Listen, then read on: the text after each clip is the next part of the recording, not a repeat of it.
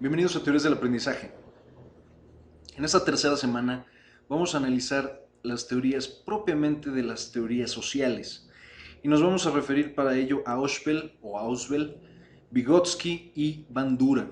Los tres van a ser personajes sumamente relevantes para el constructivismo moderno porque la teoría que aportan ellos tiene que ver directamente de cómo aprendemos existiendo y coexistiendo en sociedad.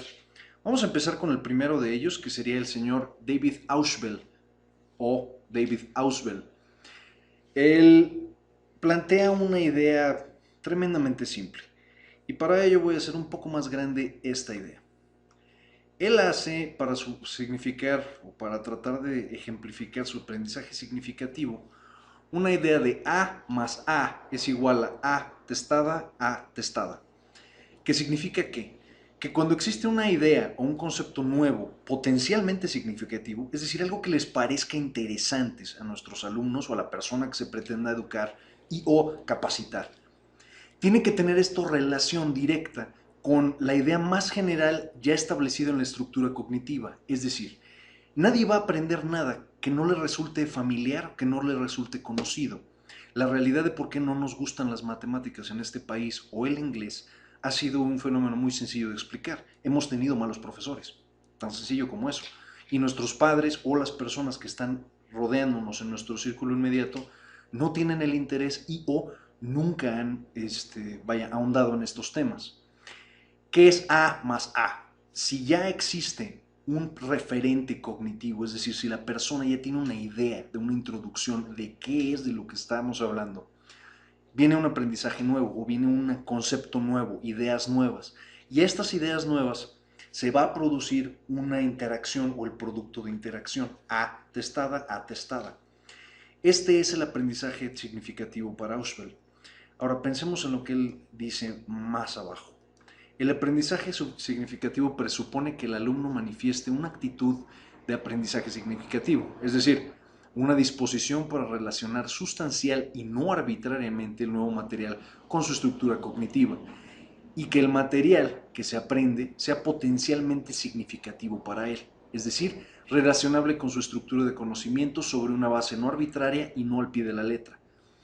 Dicho de otra forma, vamos a pensar que si a ti lo que te interesa es cocinar, ya tienes esa predisposición, ya existe esa potencialidad a la que se refiere Ausberg. Será mucho más fácil para alguien que ya tenga una inquietud tomar un curso de cocina y salir de ahí con un producto educativo, es decir, con un aprendizaje educativo. Tan sencillo como eso es la teoría de Ausberg.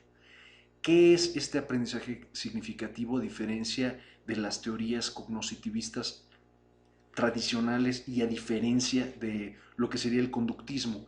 Que el conductismo finalmente tiene una idea de estímulo-respuesta, mientras que el cognitivismo requiere de un cierto, vamos a decir, convencimiento para llegar a esa estructura. El aprendizaje significativo va a ser la manera más práctica de que una persona aprenda. El problema es que como cada persona es un mundo y como cada cabeza es un mundo, vamos a aprender lo que nos interesa. Dicho de otra forma, Ausubel nos propone que para que alguien aprenda en un esquema educativo, hay que venderle la idea. Dicho de otra forma, él relaciona muy indirectamente la mercadotecnia con la educación. El profesor no solo es el mediador del conocimiento, no solo es la guía ni vamos a decir, el receptáculo de conocimiento, sino que el profesor es la persona que va a encargarse de convencer a su alumno de que lo que él tiene que enseñar es interesante, que por eso es por lo que seguimos rescatando a Ausubel. Cambiamos de personaje. Tenemos a Lev Semyonovich Vygotsky. Vygotsky, como hemos manejado varias teorías de Vygotsky, no requiere gran presentación. Vamos a hablar de las funciones mentales, que es la parte que nos interesa sobre la teoría social de Vygotsky. Primero, él habla de lo que son las funciones mentales. Él cree que existe una estructura inferior con la que todos nacemos y dice todos finalmente somos estímulo y respuesta.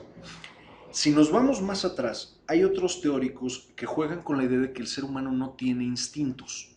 Yo comparto esa idea y te voy a explicar por qué. Nosotros no tenemos instintos porque finalmente no todos reaccionamos de la misma manera ante el mismo estímulo.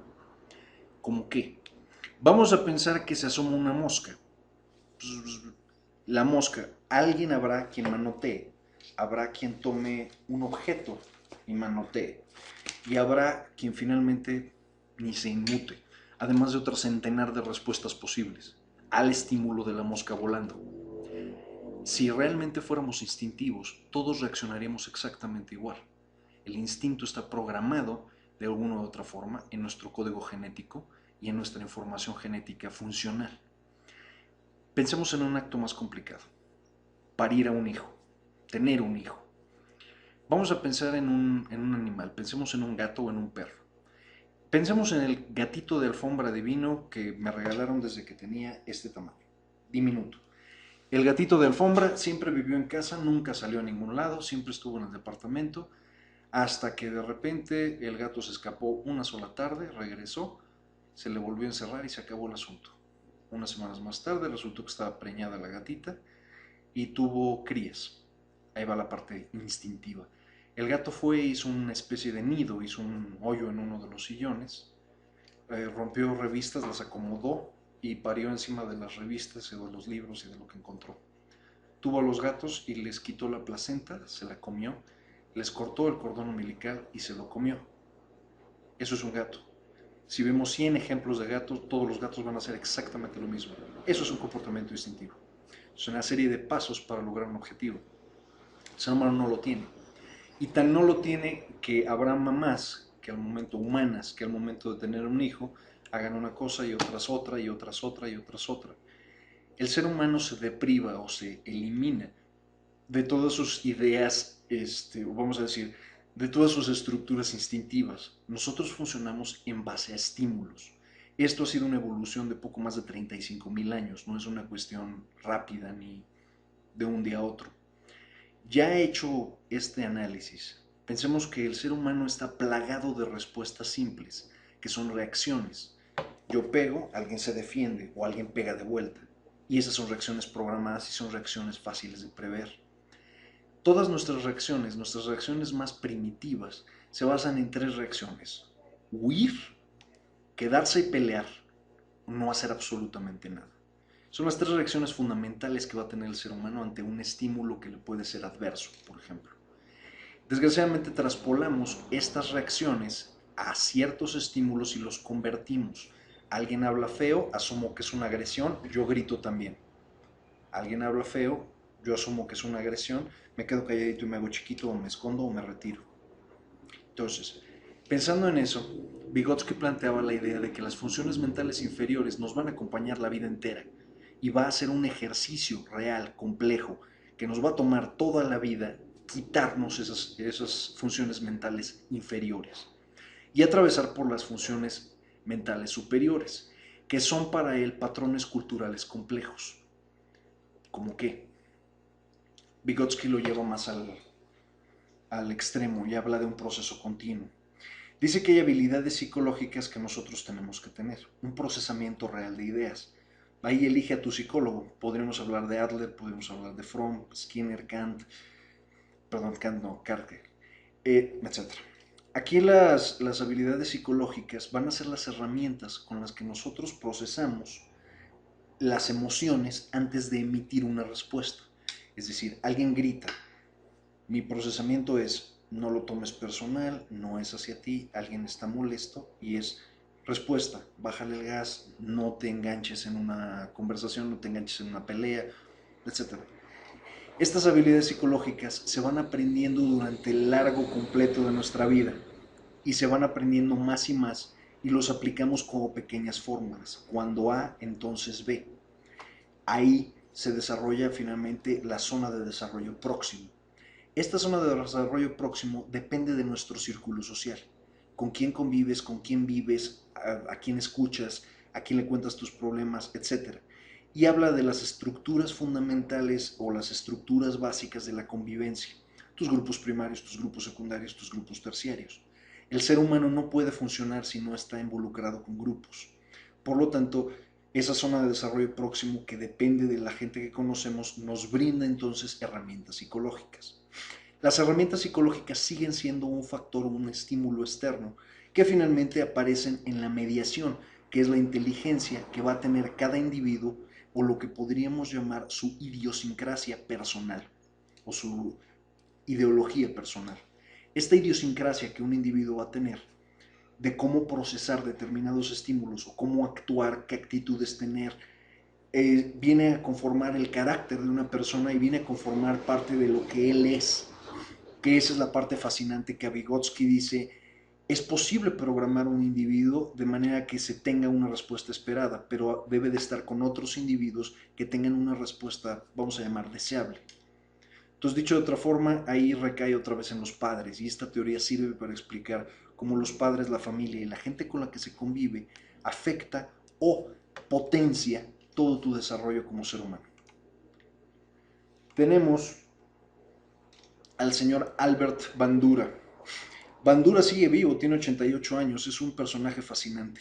Bandura tomó una teoría de la imitación que ya existía. Alguna vez hablé de Gabriel Tarde.